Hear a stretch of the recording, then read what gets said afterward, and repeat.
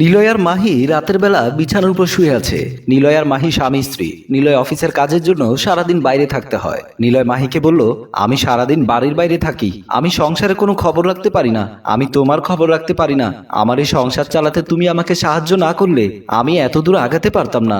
মাহি তখন নিলয়কে বলল, এই সংসার আমার, তুমি বাড়ির বাইরে কাজ করো, আমি যদি ঘরের ভেতরে একটু কষ্ট না করি তাহলে কি করে হবে বলো। নিলয় বলল, আমি অনেক ভাগ্য করে তোমাকে বউ হিসেবে পেয়েছি, তুমি না থাকলে আমি সংসার জীবনে হাঁপিয়ে যেতাম।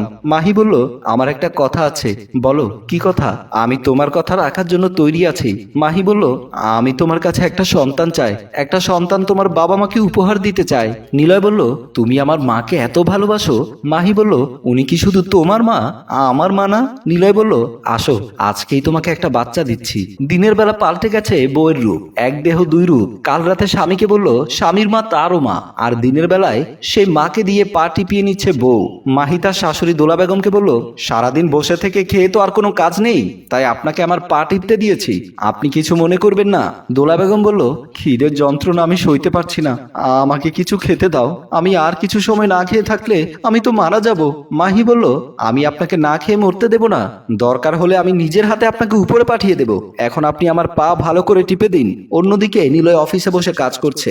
নিলয় একটি কোম্পানিতে কাজ করত, বেতন ভালোই পেত। নিলয় কাজ করতে করতে মনে হলো মাহিকে একটা ফোন করে কথা বলবে। নিলয় তখন ফোন হাতে নিয়ে মাহিকে ফোন করলো। মাহি তখন সোফার উপরে বসে টিভি দেখছে।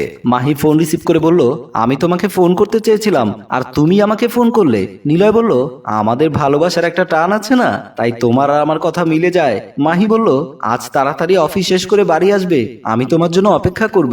নিলয় বলল, আমার আজ একটু দেরি হবে, অফিসের কাজের পরিমাণ বেড়ে গেছে, তাই আসতে লেট হবে।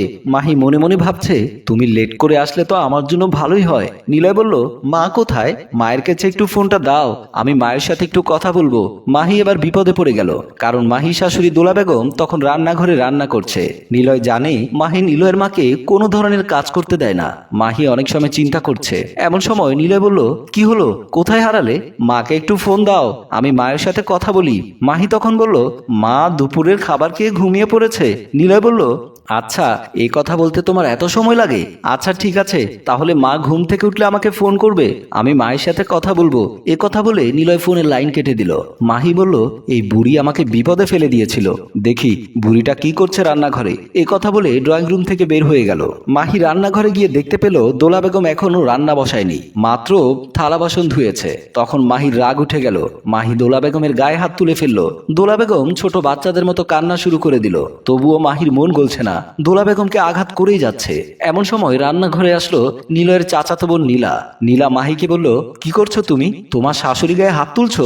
মাহি বলল, তোমাকে এই বাড়িতে আসতে বলেছে কে? আমি তো তোমাকে বলিনি, আমাদের পরিবার নিয়ে কথা বলো। নীলা বলল, এইটা আমার চাচির সংসার, আমার চাচির সংসারে আমি সবসময় আসবো, আমি প্রতিবাদ করব। মাহি বলল, তুমি যদি এখন এখান থেকে বের না হও তাহলে আমি তোমার অবস্থা খারাপ করে দেব।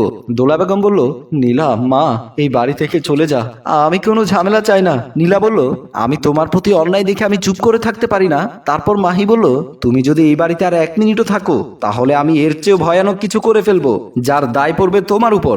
এখন তুমি দেখো কি করবে। তারপর নীলা কোনো কথা না বাড়িয়ে সেখান থেকে চলে আসলো। দোলা বেগম বলল, আমি এক্ষুনি রান্না করে ফেলবো। মাহি বলল, আমি আপনাকে 20 মিনিট সময় দিয়ে গেলাম, এর ভেতরে সবকিছু আপনার করতে হবে। এই বলে মাহি সেখান থেকে চলে গেল। দোলা বেগম রান্না করতে করতে আবারও কাজে লেগে গেল। নিলয় অফিসে বসে কাজ করছে। এমন সময় নিলয়ের কলিগ অন্তর আসলো। নিলয় বলল, অন্তর সাহেব, কাল আপনি অফিসে আসলেন না কেন? কোথায় গিয়েছিলেন? বউ নিয়ে কোথাও ঘুরতে গিয়েছিলেন নাকি? অন্তর বলল, আমি আমার মাকে নিয়ে হসপিটালে গিয়েছিলাম। তখন নিলয় বলল, কেন, আন্টির কি হয়েছে? কিছুদিন আগেই তো আন্টিকে ভালো দেখে আসলাম। অন্তর বলল, আমার বউয়ের জন্য আমার মায়ের আজ খারাপ অবস্থা। নিলয় বলল, কি হয়েছে আমাকে খুলে বলুন তো। তারপর অন্তর তার মায়ের সাথে ঘটে যাওয়া সবকিছু খুলে বলল।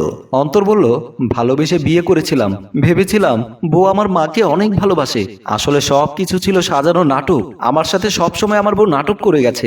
এসব কথা বলে অন্তর সেখান থেকে চলে আসলো। নিলয় বসে ভাবতে লাগলো, মাহি কি নিলয়ের মায়ের সাথে এমন আচরণ করতে পারে? এদিকে খাবার টেবিলে বসে আছে মাহি। রান্নাঘর থেকে খাবার নিয়ে আসলো দোলা বেগম। মাহি বলল, দাঁড়ান, আমার খাওয়া শেষে তারপর এখান থেকে যাবেন। তারপর দোলা বেগম সেখানে দাঁড়িয়ে রইল। মাহি খাবার মুখে দিয়ে দেখলো তরকারি রান্না ভালো হয়নি। তখন মাহি রেগে গিয়ে দোলা বেগমকে জোর করে খাওয়াতে লাগলো। দোলা বেগম বলল, বোমা, তুমি আমার সাথে এমন করো, আমার অনেক খারাপ লাগে। আমিও তো মানুষ, তুমি আমার সাথে সবসময় খারাপ আচরণ করো। মাহি বলল, আপনি অনেক কথা বলা শিখে গিয়েছেন, আমি ভালো করে বুঝতে পেরেছি আপনাকে এই বাড়িতে বেশি দিন রাখা যাবে না। আমি আপনাকে খুব তাড়াতাড়ি বাড়ি থেকে বের করে দেব। এই বলে মাহি সেখান থেকে চলে গেল। দোলা বেগম কান্না করতে লাগলো। এর কিছু সময় পর দেখা যাচ্ছে মাহি ড্রয়িং রুমে বসে টিভি দেখছে। এমন সময় ড্রয়িং রুমে আসলো পুলিশ অফিসার জামাল সাহেব, তার সাথে আছে নীলা। পুলিশ দেখে মাহি ভয় পেয়ে গেল। পুলিশ অফিসার জামালকে বলল, স্যার আপনি আমাদের বাড়িতে? পুলিশ অফিসার জামাল বলল, আপনার নামে অভিযোগ আছে, আপনি আপনার শাশুড়ির সাথে খুব খারাপ আচরণ করেন। মাহি বলল, আপনার কাছে মিথ্যে অভিযোগ করেছে। নীলা বলল, আমি মিথ্যে বলছি কি সত্যি বলছি তার প্রমাণ আমি দিচ্ছি।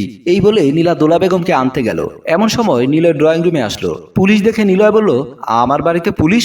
মাহি বলল, কে যেন আমার নামে মিথ্যে অভিযোগ করেছে, তাই পুলিশ আমাকে ধরতে এসেছে। নীলা বলল, কি অভিযোগ করেছে? এমন সময় নীলা দোলা বেগমকে নিয়ে এসে বলল, অভিযোগ আমি করেছি।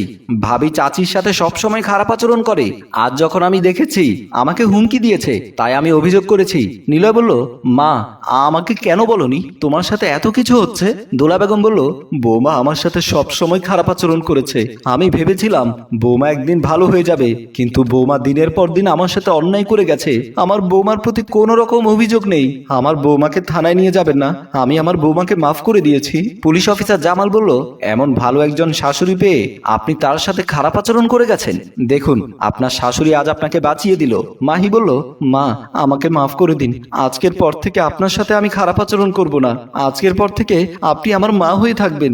তারপর পুলিশ অফিসার জামাল বলল, যেহেতু সবকিছু সমাধান হয়ে গেছে তাহলে আমি চলে যাচ্ছি, আবার যদি কোনো অভিযোগ আসে তাহলে আমরা আবার আসব। এই বলে পুলিশ অফিসার চলে গেল। সম্মানিত ভিউয়ার্স, গল্পটি আপনাদের কেমন লেগেছে? গল্পটি যদি ভালো লেগে থাকে লাইক কমেন্ট শেয়ার করে পাশেই থাকুন। ধন্যবাদ।